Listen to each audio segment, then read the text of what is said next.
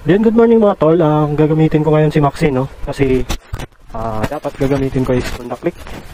Ngayon, napansin ko kasi ito flat siya. Yan, flat siya, kaya standby ka na lang muna. Change outfit na lang muna ako. Ay. Yan, mandumi ni Maxine. Yan, ang bilis ko naka-change outfit, nilipat ko na agad yung grab bag, no? Palabas na rin ako, no mga tol. At wala pa akong booking, nakabukas na ako sa bahay pa lang.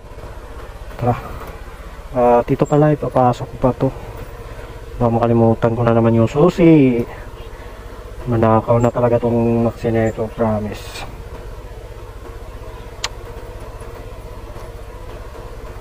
Masyado na akong makakalimutin eh. Yun ang ugali ko na.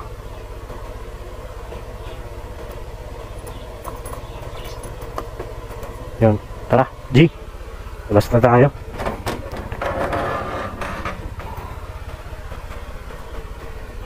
Ay. Ayun. Sakto lang din na gagamitin ko si Maxine ng mga tol kasi ano na siya eh, palubat na siya. Palubat na yung ano niya, baterya niya. Kasi ano lang kasi ito yung nakatambak ng bahay. Hindi napaandar. Hindi ko napapaandar. Nakakalimutan ko lagi.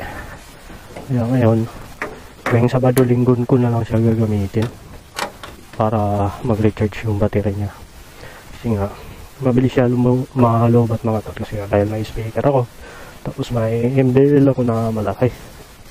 Pero di ko naman ginagamit yung MDL. Kasi di naman ako mahilig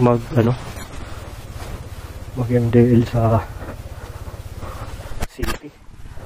Pang probinsya lang kasi sa akin yung ano. Sadya kung nagpakabit ako ng MDL is pang probinsya talaga. Kasi medyo madilim sa probinsya. Hindi ko kaya pa ng mata. Ako naman eh.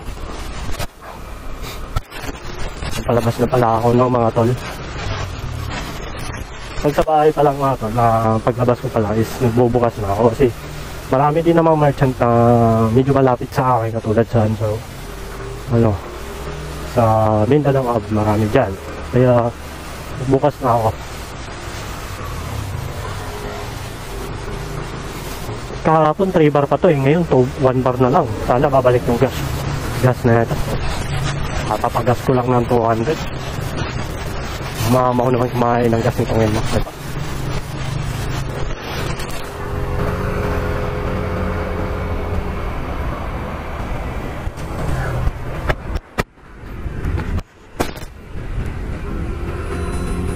Ayun, nag-2 bar na siya.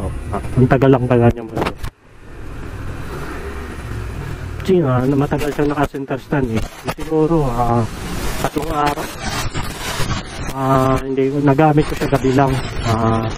Pumunta ako ng, nakaraan pa pala yun. Dami nito. Ano mo ba yan? Icon.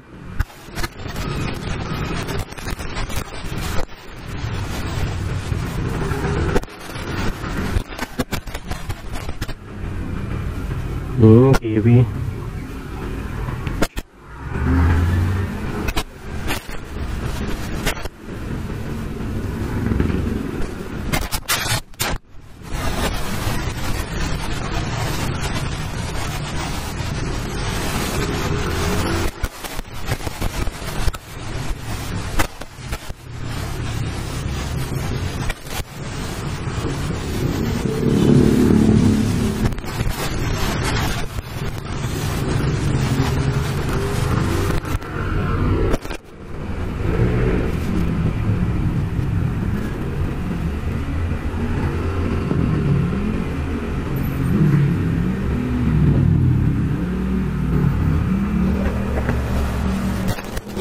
Late na ba, boss? Kakalabas ko lang.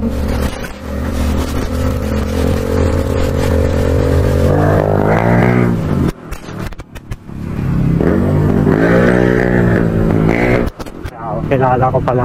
Nag-grab din yan mga tol. Tapos nagtrabaho siya sa tawag dyan, Mr. DIY.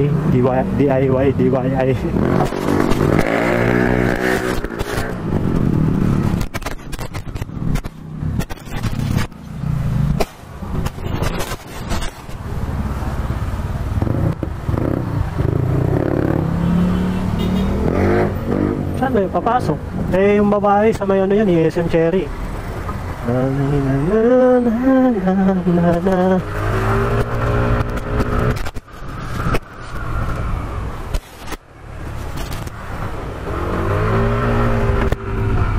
Hindi ko alam kung ano, may kinabit din ako sa busina no mga tol. Hindi ko alam, sa stock na busina parang release siya eh, galing kay Kuya Mads.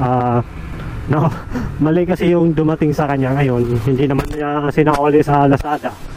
At yung hiningi ko, yun, try natin kung gagana siya mamaya sa relay. Kasi pagka isang pindot kasi, ano siya, parang tuloy-tuloy eh, parang pop-up doll, ganun. Ganun yung nahingi ko, ano eh, yung busina. Ay, relay pala, sorry. Ang busina na stock lang talaga. Doon ko kinabit kasi pag kinabit ko sa Loudhorn na busina nito, ay mahihirapan ako sa connection. Kasi baklasan talaga, di ba? Kaya mas maganda kasi dalawa Loudhorn.